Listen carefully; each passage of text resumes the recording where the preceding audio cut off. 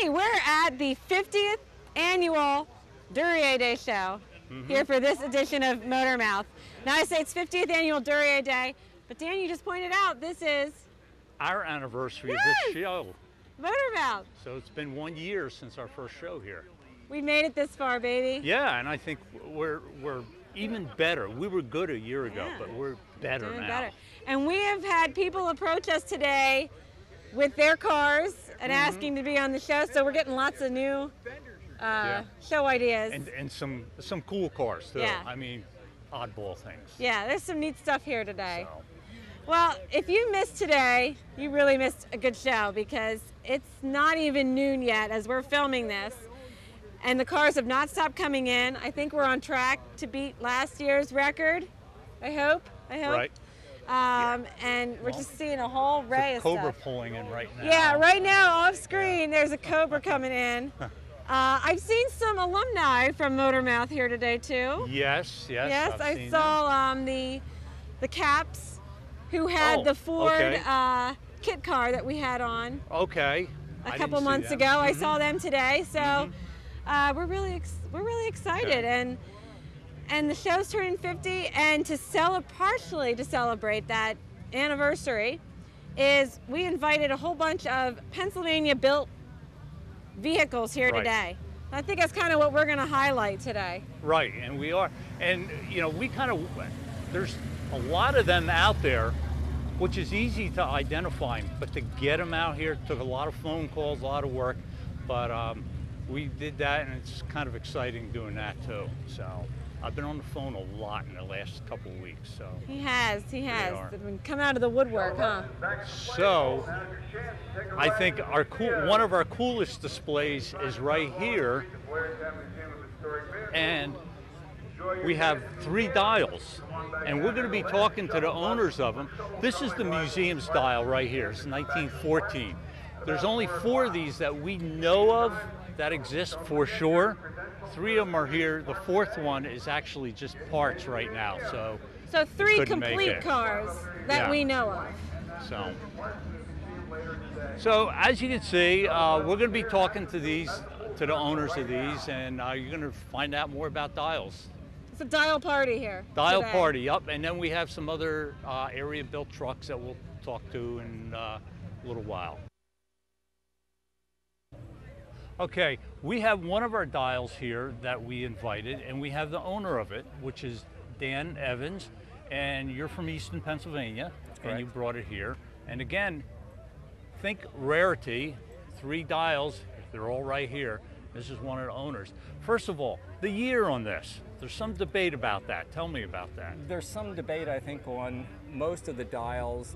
The title for this one says 1924, the Pennsylvania title that we got with the car. We know that's not right. It took me many years to find out that Pennsylvania didn't actually issue titles to cars until around 23 or 24. We think that's why it says 24. The one from the museum does not have a data plate on the firewall. Mine does, and the number on that data plate is 1501. It was very common for car manufacturers in the teens where they would use the first 2 digits of the serial number would be the year, 15, and then they would start with unit numbers. So we believe this one's the first one built in 1915. Okay. And where did you get this car? I mean, they're not at the Chevy car lot. That's right. In fact, as far as I know, I've never seen any come up at auction or for sale any place, including Hemmings. They just don't seem to exist.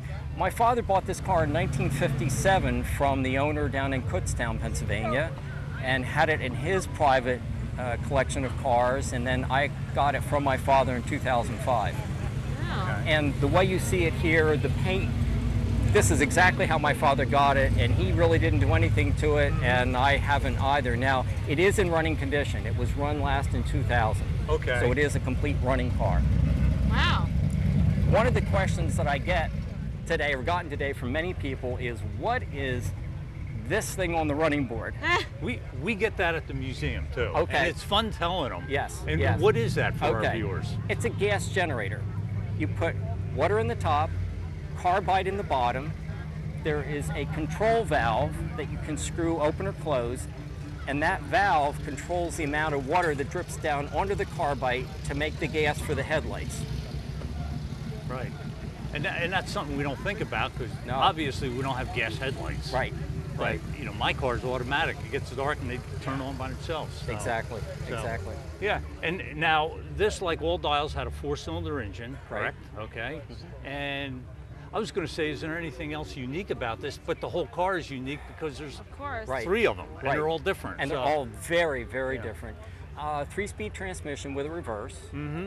And it's known, my father called it a cycle car, which it really is not. The proper term for them is a light car. Right.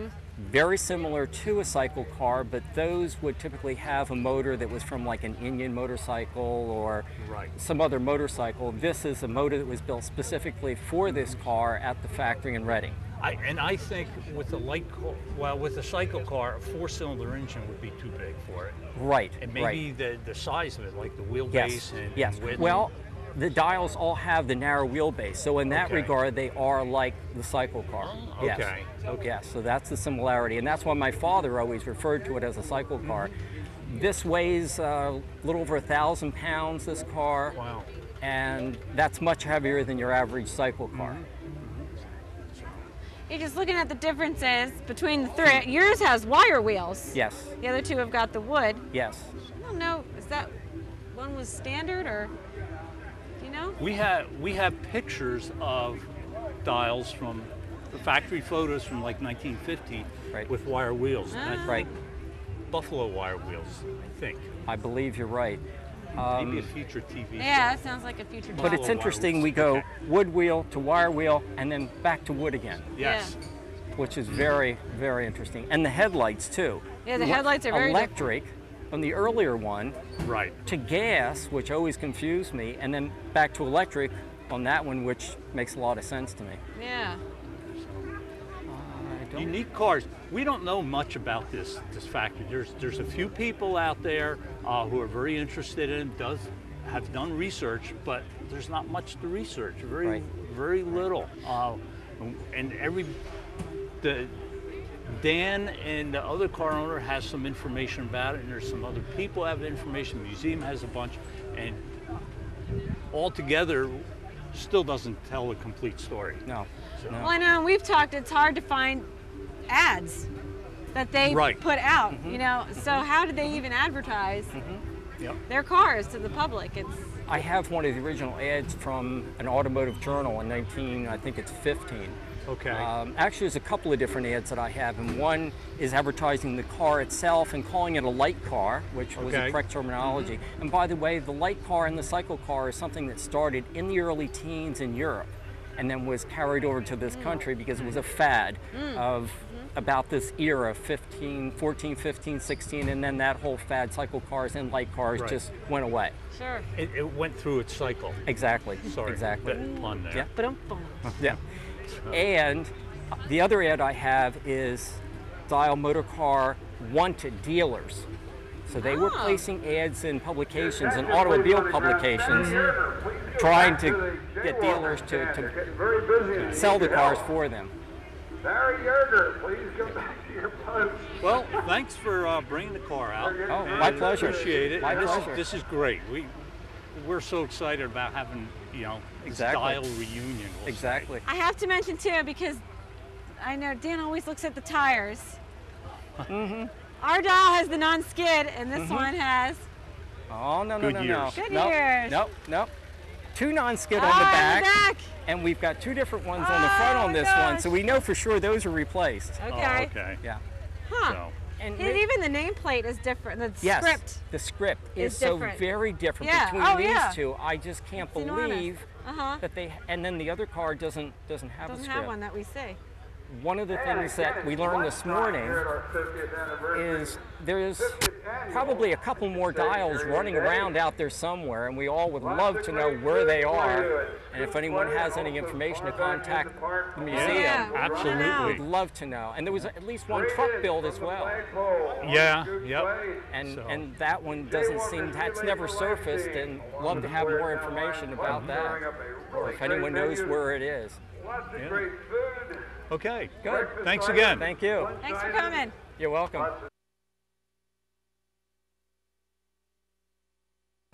Okay, we have another dial here. This belongs to Hank McCurdy from Chester Springs, Pennsylvania. And tell us a little bit about your car. What year is it, first of all? Well, we believe it's a 1916. The serial number is 1602. Okay. So the 16 ought to designate 1916. And Dan mentioned with his was 15, whatever One his or was. something? Yeah. And so that. And the that's car kind of- over here is obviously a 17. Yeah. Oh yeah. Yeah. Okay. Now, how did you get this car? Again, there's not dials at every corner. Well, my father and uncle were car collectors. As a matter of fact, my Uncle Dave was one of the original charter members of the Antique Automobile Club Chester County chapter. Okay. And he collected most anything, and this unusual car became part of his collection in about the 1950s, we Okay. believe, early 50s. Okay. So, yeah, he got this about the same time Dan's father got his car. Oh, I didn't know that. Yeah. Interesting. He said in the 50s. So I'm taking it doesn't run. Does not run. Okay. I As- saw you push off the trailer Right. here, and I Right. think the tires uses a little lot shot. less fuel that way. Yeah. Yeah. And It's it a fuel builds- efficient car. And it's healthy too. Right. Pushing it and stuff. And the Okay. tires are only flat on the bottom. Okay. I like to And- point that out. And it is all original. You can see it hasn't been repainted or anything. This car had some quite unusual features when compared to the earlier cars. The rounded fenders, Yeah. the fixed top, and it's got a contoured, what you might call the trunk area. Okay. So Don Iskey believes that it might have been some kind of a prototype, that they were, it sits a little bit lower, but it's markedly different than the earlier cars, which are somewhat similar. This Right. car departs somewhat from those design features. But now, for you viewers out there, it's hard to figure this out because, as we know, these are the only 3 cars we know of. Okay, there might be others out there. We know of another one in parts, so it's hard to figure. Okay, what does a real dial look like? Right. Now, we also have found out possibly that they only made 30 dials total in 4 years.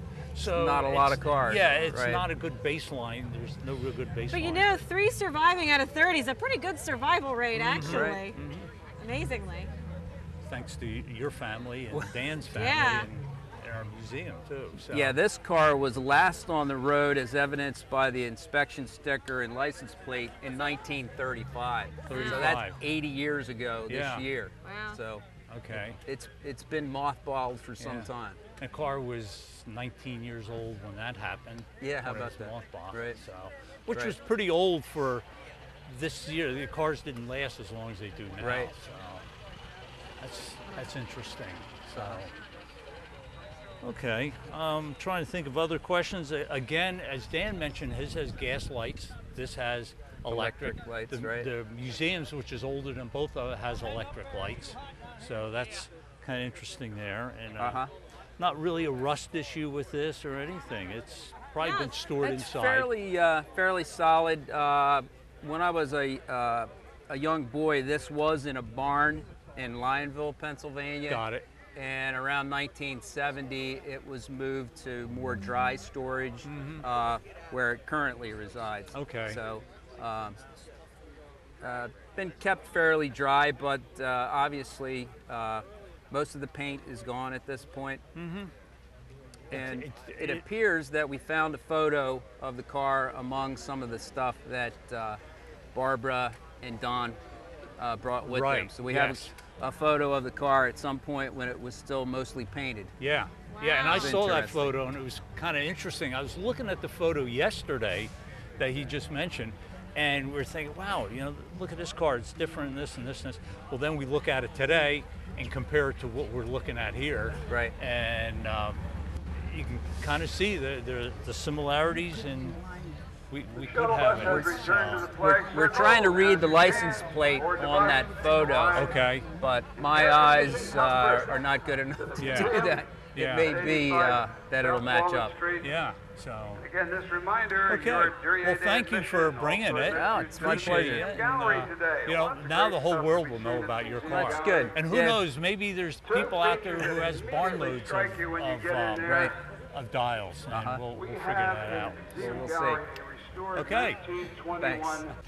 Okay, we have the museum's dial here, and we have Kendra. She doesn't own it, okay, but she's representing the museum here. This is 1914 dial. I believe this was restored back in the late 60s, maybe early 70s. Yeah, that sounds about right. Okay. It's been at the museum for quite some time. Yes. Yeah. Yes. And it's pretty spiffy colors. Spiffy, that's Spiffy. 1914 terminology. It's the bee's knees. The bee's knees, yeah, right color, yellow and black.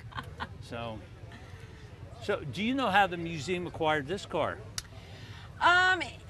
It's kind of funny. It seemed, sort of. Our founder, the museum's founder, would go out and buy pieces that fit into the museum that were built locally, and that's kind of what happened here. And all I really have is he purchased it from a local businessman who got it from a scrapyard. Okay. But I really don't know how long our founder owned it or how long the guy before him owned it. Our founder, it was not unheard of for him to buy the car and literally just turn right around and donate it to the museum. Okay. So I don't know the last time it ran either.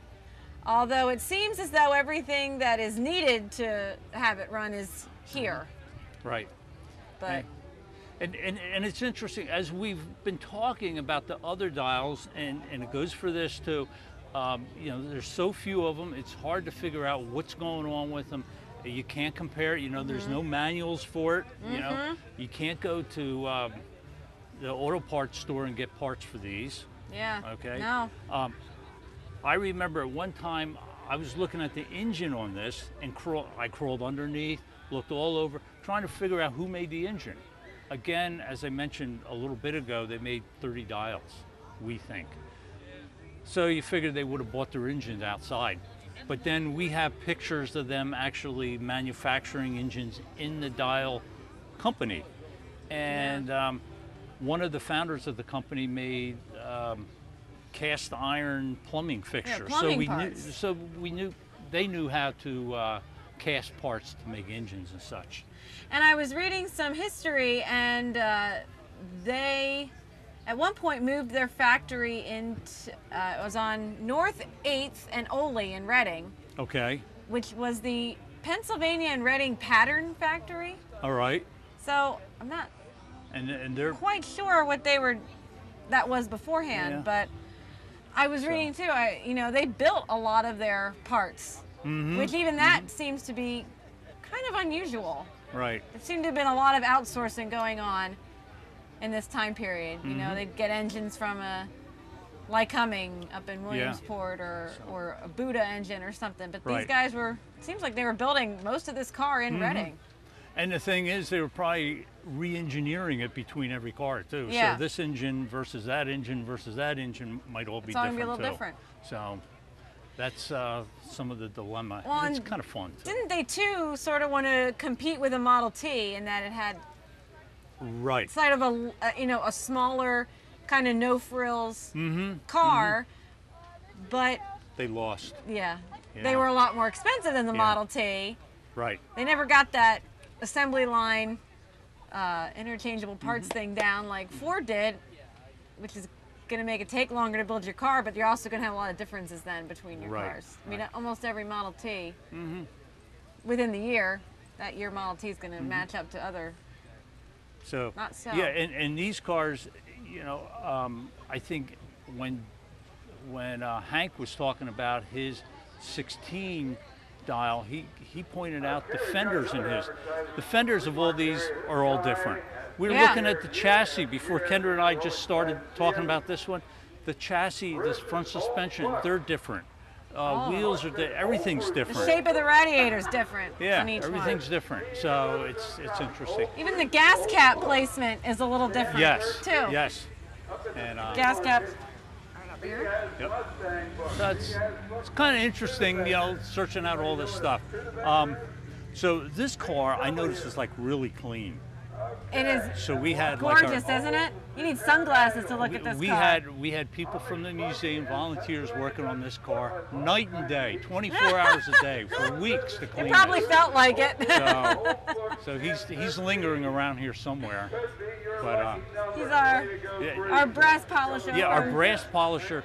But as far as I know, there's only one piece of brass on this. The nameplate on the That radiator. beautiful script, yeah. Yeah, But he so was there on the you go. hubcaps. He was working Yep. on the inside. Oh, the foot thing down here. Oh, okay. Yeah. The foot thing. Well, you have to take a look. You'll see that It's accelerator. yeah, the accelerator, there's like a bar to kind of rest your foot as you're moving the accelerator back and forth. It's not a pedal you push down. Yeah, it's side-by-side accelerator there. So, okay. It's hot in this car. It's hot in I'm this car. roasting in here. You ready for some water? I'm ready for a How water about break. Italian ice? Is the museum paying? Okay. Little different now. Oh, This yeah. is not a dial here, and you're probably wondering what is the connection between dials in this truck. We said before that we're doing a show and it's Pennsylvania built vehicles. That's part of our 50th anniversary thing, and it's also what the museum's all about, is Pennsylvania built Exactly. vehicles. So we have a fire engine. People think fire engines were built in Pennsylvania. So tell me, what is this? Where it was built? This is Ron Smith, by the way, who owns this thing. This is a 1989 Hahn. They were built in Hamburg, Pennsylvania.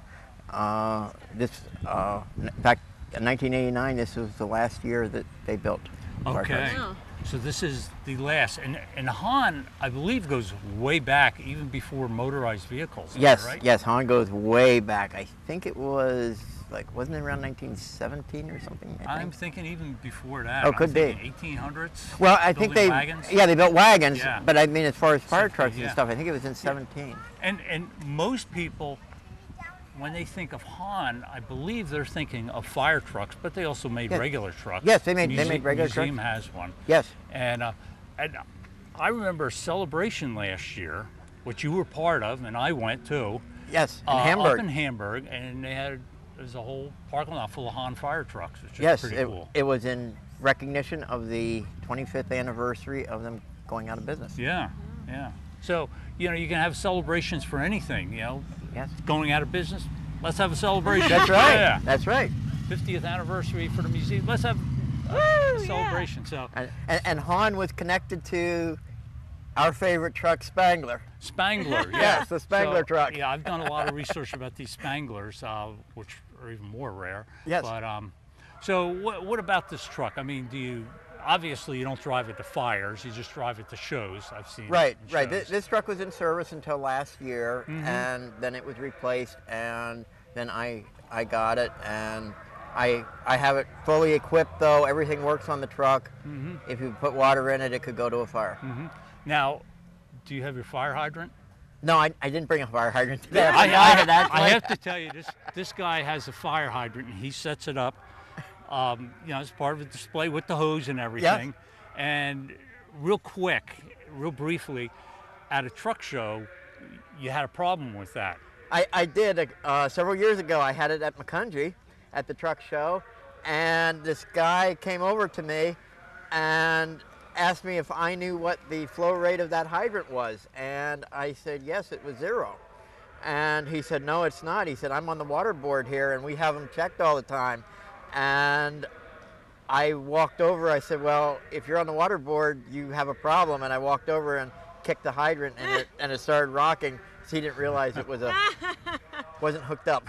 So, yeah. Whoops. Well, we won't have that problem today. No. No. Now, here's another little thing that you pointed out. I thought it was interesting, and this isn't really, I guess it's fire truck stuff, but it's more of a general interest, is the name you see on the door here, Dewey Fire Company. Now, this is Hellertown's fire company. Yes. It's called Dewey. Yes. Where did they come up with Dewey? With Dewey. Okay. It's named after Admiral Dewey from the Spanish-American War. Admiral Dewey has absolutely no connection to Hellertown at all. But what happened was when the fire company was incorporated in 1898, that was soon after Admiral Dewey had his victories in the Spanish-American War, and in honor of Admiral Dewey, who, like I say, had no connections to Hellertown, they still named the fire company after him. He's just a big hero, right? Yep, he was a hero at the time, so that's why it's the Dewey Fire Company. And it's stayed that way all these years. A couple years ago, some of the younger members wanted to change it, and it got outvoted, and it's still Dewey Fire Company. It's history. It's history. Notice how I picked up on something like Yeah, that, and of I course. remember this kind of stuff. Yeah. Yes. Yeah. So, okay. Now you say that the factory closed in '89. That this is the last year. Is the factory building still standing? Yes. You know? It is. Okay. Is Yes. it anything now, or is it abandoned, or? I think there's some other company, there's some kind of other business in there. The Hahn name is still on the back of the building because really? last year when they had they called it the Hahn reunion out there, we took, after the show was over, we took all the trucks down and we're taking pictures of them underneath the name. Hahn Motor Company on the building. Cool. Yes. That's good. So this is a neat vehicle. When we were putting together this display, Ron told me, he says, need a lot of room because it's a fire truck, and how long is this thing? This is 100 feet? 28 feet long. 28 feet long, yeah. 28 feet and long. you know, this is larger. I mean, our dials, you know, are smaller than this door, I think. Yeah. For sure. You know, so this was, it wasn't really a challenge, but we just had to keep in mind that we had a big vehicle. Yeah. So, is it difficult to keep all this clean, all the metal and stuff, or Well, you clean it once and that's it? you clean it and sometimes you don't Yeah. clean it. And sometimes you have people help you. Yes, There's yes. this gang back here Yes, the gang behind us, they clean. So, okay. Well, thanks for bringing it. Okay. This is great. Good Thank to you for talk having to you us. again. Yeah. So, yeah, I have to tell you, I met Ron, boy, years ago. I Years think ago. it was here actually. You were driving around a Model T out in this field, Okay. and I didn't know you there, and so over the years, got to know you better and better. Yeah, we go back a ways. Oh yeah. So, okay. Okay. Thanks again. Okay, thank Yep. you. Okay. Thanks. Okay, we have behind us another vehicle, Pennsylvania built, but more specifically, it's a Boyertown body truck, okay? I have Elizabeth and Tracy, they're from Charlottesville, Virginia, and they just obtained this truck. They brought it to this Story A Day show, and why don't you tell us a little bit about the truck? First of all, what year is it? What make and that sort of stuff? Well, this is our second Boyertown truck. This is a 1956 F350 chassis special order. This truck was made in March of 1956 at Norfolk and then came up here to Boyertown for the S6 body to be installed. What makes it interesting is the F350 was a custom order. This truck has 583 gears in the rear end, so that means it'll do no more than 45 miles an hour. But I noticed by the wording on the side, you can read a little better on the other side. It was a milk truck. Yeah, It was this is for Dale. this So is- you didn't have to have highway speeds really, because you're going door to door. You're right, exactly. So this truck has a second gas pedal in it, so you could actually stand up, drive it, and then push on the gas. With it being an automatic, it would automatically stop when you let off the gas. Okay. Also. Wow. It's a dual clutch under the seat, dual pedal under the seat, one pedal for both applications. And the driver could stand up in this truck. I'm not into milk trucks, but you know, this is a Boyertown truck and we had to have it. And you're going to do what with this truck? We're going to do a bumper-to-bumper restoration, slight modification, period correct, and hopefully it will become a food truck for a local gentleman that wants to deliver pastries out of it. And I'm going to kind of step out here for a moment, but if things go really right with you restoring it and that gentleman makes it a food truck and all that stuff, we might just have it at one of our food truck festivals here. Actually, the gentleman probably would be amicable to bringing it and showing it, There you because he go. wants a truck that has his he's seen pictures of it, and he wants the truck. So right now we're just finalizing the details. Where'd you get this truck from? Actually, long story. This truck is actually from here in Bally, just north Bally, PA. Yeah, Bally, about 6 miles. about 6 Yeah. miles. We purchased the truck 6 months ago, and we just wanted to come and actually pick it up for Duryea Day before we take it back to Charlottesville, Virginia to restore it. Mm-hmm. And so it's leaving home and going, you know, to see a sister, you know, because yeah, you have another Boyertown truck, which is a 56 F100, and it was made in February of 1956 in the Norfolk plant. Now Elizabeth and Tracy were here at this show last year. You know, I don't know why you came up all the way from Charlottesville, but we won't get into that. It was great. It was great to meet them. You know, I met them last year, and on I guess your phone, Elizabeth, you had pictures of this truck that you already had down there, and it's like, wow, and they were so enthusiastic, and so, you know, there's a certain love for these old trucks like this. You know, I mean, this is what we'll say rough. It's rough. Let's keep it nice. You know, we walked out. We loaded it last night in the dark, and we walked out this morning. The sun was hitting it, and we both stopped and went, "Oh." And that's what it looks like in the light. You know, who turned on the lights? Okay, we have a little bit of work to do on this one, but yeah, we're not scared of it. It is going to take some blood, sweat, and tears, and you know, and a whole lot of sweat. But one of the things, now you were telling me earlier, you know, about the sheet metal and working on that and stuff, and being it's a Ford from the mid 50s, there are a lot of parts that you can get, you know, new or new old stock. Yes. Everything that you see, with the exception of the Boyertown body from here back, is everything else is a standard Ford F350. Right. Everything is interchangeable, from the wheel cylinders to the trans mount. Everything is still a factory available, listed in catalogs, and so there's actually no surprises on the drivetrain. Okay. And so only when we get into the custom Boyertown, then that's when we start have to. Right, and you were pointing out some stuff, and we at the museum, maybe me, will have to do some research and finding drawings or something. A spec yeah, sheet, you know, there's going to take a little bit of work, but you know, it's like I tell people, we can get our curator staff working on that too. Right, it's like, you know, we tell a lot of people, yeah, it might be old, it might be ugly, but they don't make them anymore. Right. Okay, this is American history. This is not just Pennsylvania history, but this is iconic of what the industrial time in the 50s and 60s was about. And so not making these anymore. These trucks were crushed in the 70s. They brought more money crushing them than they did selling them. And so locating these trucks, the furthest one I found so far now is in Texas, just outside of Dallas, and it's a hot rod.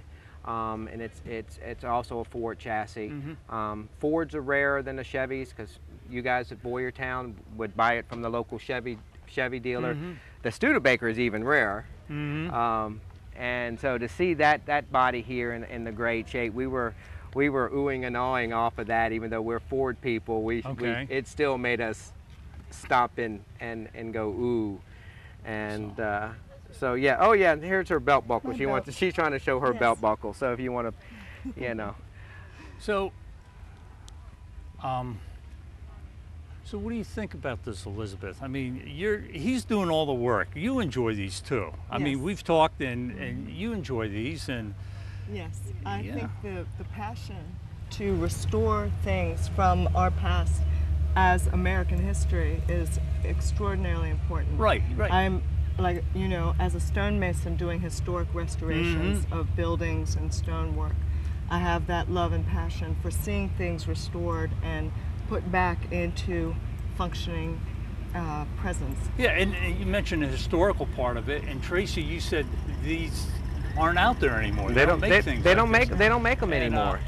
I know when I was a kid, you know, almost everybody, probably everybody, had milk delivered door to door. We had our bread delivered, and you know, we have other vehicles such as this in the show. You know, I can look down there and I see a Divco, and you know, there was a lot of that, and you know, it's funny. We're at the museum. You give a tour, you start talking to somebody about that, and you know, people from a certain age and younger, they don't really understand that whole thing. But you know, you have the convenience of, you know, modern refrigeration and stores everywhere. So I mean, this is from the what, you know, referred to as probably the nuclear age, when the United States was going into it. You know, we had rotary phones. Everybody was the single family household. It was a lot of, you know, things being delivered to the house, and so people needed the service trucks of this new generation post World War II. And you start seeing the designs and the bodies start changing a little bit after 42, and then the new generation was really the rebuilding.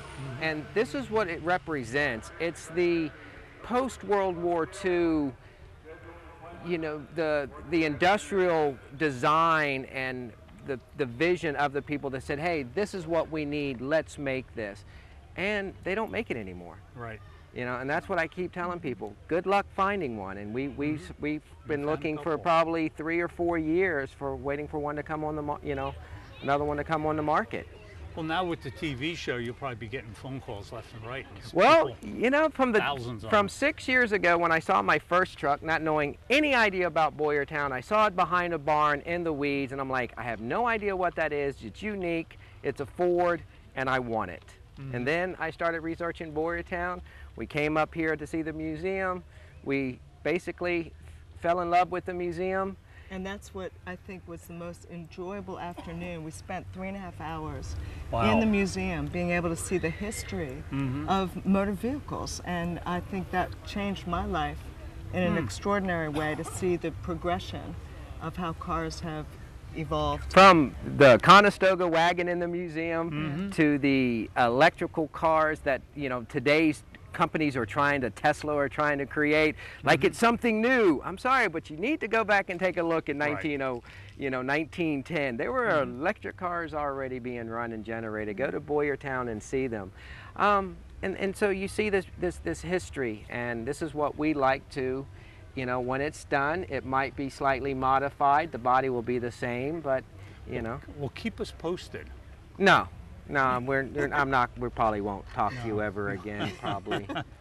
I think if you keep us posted, we might have pictures of it on Facebook. You know, just saying, you know, we get excited at the museum when there's a Boyertown truck, and, you know, rumors, and, you know, they float, they're around here and there. Yeah. I guess we could probably keep you posted, but it's going to cost you this shirt. Oh, this one now. Huh. I mean, that's Hey. just my personal. Last year when these guys came, Tracy was after me for a Boyertown shirt, like he's wearing now, except there's only one in existence. I was wearing it, so And that's this one right here. and So, today you know, I gave him the shirt. I had so a, you know, he's it proudly took. wearing Yeah, it. yes, I am proudly So now you wearing want it. this one. Yeah. I got a black one too. You want No, I that like the too? green. Green looks better with my eyes. Okay, well, thanks Thank you. for being on the show, and thanks for bringing the truck. It's our Really pleasure. appreciate it. Yep. Absolutely. Okay. Yep. Thank you so much. All right. All right. Okay. Now we have another Boyertown truck. Tracy, with his, did mention this vehicle here. This is a Studebaker, 48 Studebaker, and we have Tony Gonzalez from Lansdale, Pennsylvania, who brought it. And tell me a little bit about this truck. Like, where did you get it? Where do people find 48 Studebakers with Boyertown bodies on them? Well, actually, I found this on Craigslist about 3 years ago. Okay. I was actually searching for a Divco, and I All found right. this listed under panel van. And it was just a box, and they had the front clip. Okay. There was no chassis, no dash, no pedals, no doghouse, no interior. So yeah, Craigslist is pretty much where it came from. It was local. It was in Levittown, Okay. and the gentleman I got it from, he had it for about 7 years. He salvaged it from a junkyard on the top of a pile of tires. Okay. I saw the picture of that. Right. Mm-hmm. And he's pretty big into Studebakers, and he had it about 7 years and did nothing with it and put it on the internet, but he didn't want anybody to junk it, and that was the main condition. He didn't want to sell it to a scrap guy. So I told him we're going to drive it in less than a year.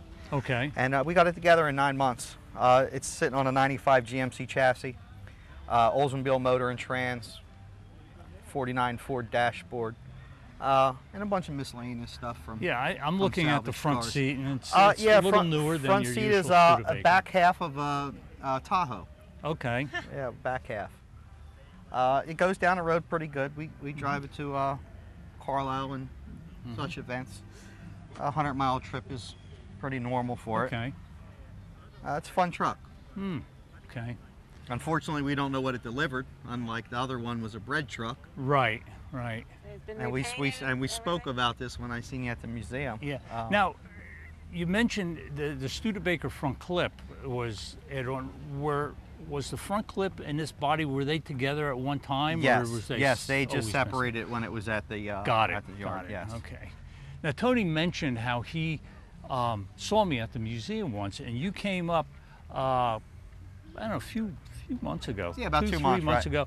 ago. We had a club dinner there. It was for another club, and I'm showing these people around from the club, and another museum volunteer comes up to me and says, "Hey, there's a Studebaker truck out there with a Boyertown body," and so I had to go run out and I had to check this out, and Tony came out and I got talking to him. Yeah, we just happened to be. I've been trying to get there for about 2 years since I had the truck, pretty much, and whatever reason we ended up there that day, here we were. Yeah. So, anyway, we're glad that you're bringing it. You know, glad to be here. It's neat to see a Studebaker. We don't. No. See those. They're pretty rare. Yeah. And as I'm saying that, I'm looking over, I see another Studebaker truck over there. But does it have a Boyertown body? No, it doesn't. It doesn't. That's the thing. You know, it's the Boyertown body, and when I was talking to Tracy about his truck, you know, there's a certain thing about the old trucks here. Delivery trucks, I think, are really neat. You know, we have the Divcos, of course, and we got these, and there's other ones you see here and there, and really interesting. There's a whole group of people out there who likes those. There's a lot of different manufacturers. I did come across a Studebaker with an Oatman body. Correct. Okay. Never seen that before except one. You know, there's one about 3-4 miles from here. Is that right? Yes. Oatman. So, yeah. Yeah, they're out there. You got to look. Yeah, when we're done, I'll tell you where that is. All right. Hunt that one down too. So, okay. Well, thanks for coming. Right. Thank you. Yes, thank you. All right. Dan, I think this is my favorite. Really? Yeah, I love it. I do. Why do you love it? It's big. It's big, it's old, it's colorful. It's colorful. Tell me what it is. Oh, you mean you don't know what it is? It's a truck. This is a truck. Yes. You're kidding me. Okay. All right. This is 1919 Mack. It's beautiful. Okay. Again, sticking with the Pennsylvania-built vehicles. Yep, Mack, that's right. Allentown, Pennsylvania. So there it is in all its glory. It's awesome. Yeah. And it moved pianos, it seems, and moved furniture. Pianos. Yeah. Yep. This name here, Ralph Smith. It's kind of a local name, and they moved horses too. Not in the same truck. I hope not. But one of the companies, or one of the people they dealt with the horses, was Boyertown Body. That's who made the bodies for the horse trucks. Okay. And we have a lot of pictures. Erminie's book has pictures of the Ron Smith trucks with Boyertown bodies on, so that's kind of neat. But Boyertown didn't make this body. No, they did not make this. This is right. a company, I believe, in Philadelphia that built this. And, a wagon builder, I think. Yep. Yeah. And but this is a neat truck. It's been around in the area for a number of years, and you know, right now it resides about an hour north of here. So it's a great collection of vehicles. But again, like we were saying with the delivery trucks, you know, getting the chassis from other manufacturers like Ford, and like we saw over there, and putting the custom bodywork on it. Right. Here's another example of that. Except this is a locally built truck too. The And chassis, body. yes. Yeah. So it's kind of neat. It is awesome. All right, so I'm standing with this van that's been heavily modified, as you can see. Yes. And what does this have to do with the dial, you may ask? I'm asking, what does this have to do with the dial? You know, it's funny, when we had a little notice in the paper that we were going to have those 3 dials on exhibit here at Duryea Day.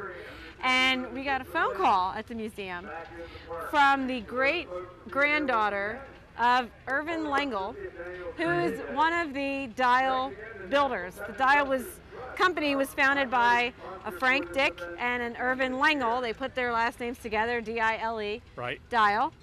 And his great-granddaughter, who still lives in Berks County, she gave us a call, and she always brings her van Duryea Day. If you've been here before, you might remember seeing this. How do you forget this interior, which is really pretty cool. But she's here, she's part of the Dial party. One of our guests mentioned her when they were saying Barbara, well, that's her. He said Right. Don and Barbara had stuff. And some of the photos that you've been seeing of the dials were provided courtesy of her. She has a whole bunch of dial stuff that she brought along with her. So we just wanted to highlight her really cool van, and it's just been a really neat experience to have all these dials here. Where else are you going to get 3 dials and a Descendant in one spot? It's not going to happen. But this is a cool van too. It is because really cool. It looks like a log cabin inside. Yeah, they said they did the work themselves. They bought the wood and installed it, and we're happy to have it here and the owners. So. Okay.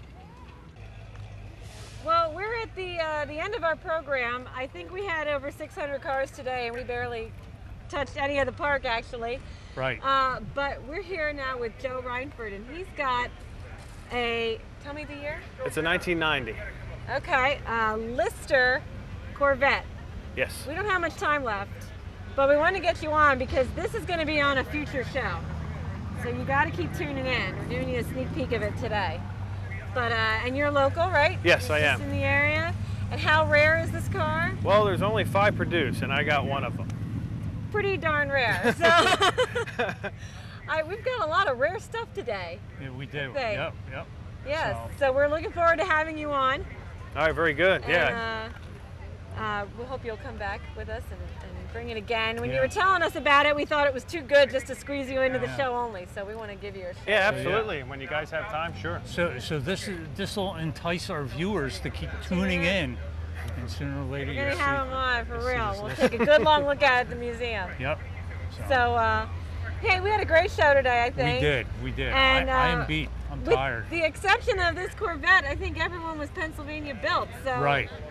we didn't even get to all the muscle cars No, and the we hot didn't. rods that were here and all that. So, great show. I didn't see most of the show. I didn't either. No. So.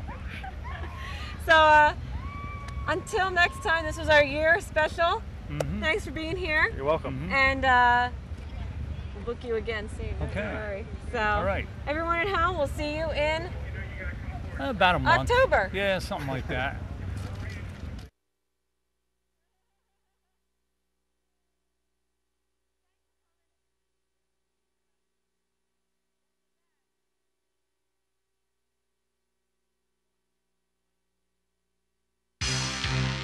Well, Dan, I'm sure you knew that we had a gift shop. Oh yes, I do know. Yeah, so maybe our viewers at home do not know, but you know, we've got lots of stuff for sale here. Please, if you're looking for like an automotive gift, something with our logo, a past Duryea Day item, those especially, what I last mentioned, the Duryea Day items, you know, those are really pretty good, well marked down too, so you'll find some good deals here. These are from past Duryea days. Especially those glasses, they're really nice because they're nice heavy-duty glasses. I know I break glasses all the time at home, even just putting them in the dishwasher. These are really nice and heavy-duty. We also got lots of stuff with our logo on them. We got nice shirts, sweatshirts, hats, thermoses, coffee mugs, the travel mugs, and also very popular are diner mugs. If you come here for Diner Day, you've been here in the past, you've probably seen us selling those diner mugs. Well, they're not just for sale on Diner Day, they're for sale all the time. And they're really neat. So, you know, come here for that. Postcards, other car stuff like puzzles, if you've got someone you're looking to buy a gift for, automotive, please stop in. And our stuff is really reasonably priced too. So you can't really complain about that. I have some shirts, and I wear them proudly. Got some hats. I proudly wear that at Hershey. Yeah. Make sure people know where I'm from. And we can find you easier. Well, yeah. Yeah. So if that's the case, we should have bright green ones. Look at some camo ones. Yeah. Camo hats. But That everybody makes you else wears blend in. camo hats. So. But yeah, we've got lots of stuff here. So please, if you're looking for something, a gift for somebody or for yourself, don't forget us. And if you're a member of the museum, you do get a discount on your gift shop purchases. That's another thing. We do have membership levels. They're very reasonable. Individual memberships start at $25. That's a really great value.